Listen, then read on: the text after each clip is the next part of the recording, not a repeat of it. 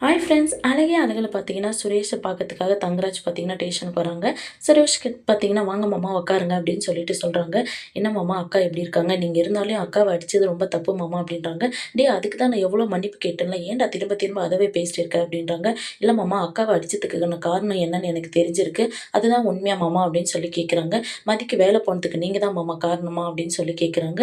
"என்னடா இவ்வளோ இதா கேட்குற? உனக்கு இந்த விஷயம் தெரியாதாடா? அன்னைக்கு நீங்க எங்க வீட்ல இருந்து கிளம்புனீங்கல்ல, அப்ப நான் உன்ன கேட்டேன்ல மதி, உன் பேச்ச கேட்டு உன்னோட வீட்ல இருக்கணும். அதுக்கு நான் என்ன வேணாலும் பண்ணுவேன்டா அப்படின்னு சொல்லிட்டு சொன்னேன்ல. அன் நீ போயிட்டு 2, 3 நாள் கழிச்சு அவளுக்கு வேலை போயிடுச்சுன்னா, அதுக்கு யாரு காரணம்? நானா தான் இருக்கோம் அப்படின்னு சொல்லிட்டு, உனக்கு தெரியாதாடா அப்படின்னு சொல்லிட்டு சுரேஷ தங்கராஜ் கேட்குறாங்க. சுரேஷ் பார்த்தீங்கன்னா, மாமாக்கு எதுக்கு இந்த தேவையில்லாத வேலை அப்படின்னு சொல்லிட்டு பார்த்தீங்கன்னா யோசிக்கிறாங்க.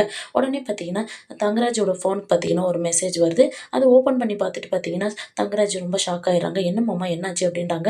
"இல்லடா பிளட் டெஸ்ட் பண்ணியிருந்தோம். ஆனா உங்க அக்காவுக்கு எதுவும் இல்ல நார்மலா இருக்கு. எனக்கு பார்த்தீங்கன்னா பிபியும், கொலஸ்ட்ராலும் அதிகமா இருக்குடா. ஒரு வேளை உங்க அக்காவோட ரிப்போர்ட்ட மாத்தி அனுப்பிச்சிட்டாங்களோ என்னவோ இருடா நான் கேட்கிறேன் அப்படின்னு சொல்லிட்டு கேட்குறாங்க. அப்போ பார்த்தீங்கன்னா, சார் அது உங்களோட ரிப்போர்ட் தான் அப்படின்னு சொல்லிட்டு சொல்றாங்க.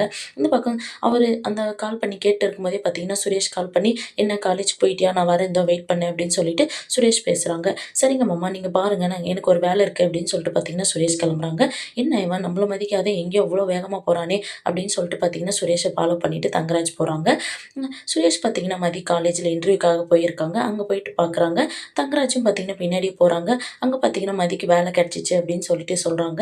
இத பார்த்தீங்கன்னா, தங்கராஜ் பார்த்து ஷாக் ஆகுறாங்க. "ஓ! இவன் மதி பக்கம் திரும்பிட்டானா?" அப்படின்னு சொல்லிட்டு.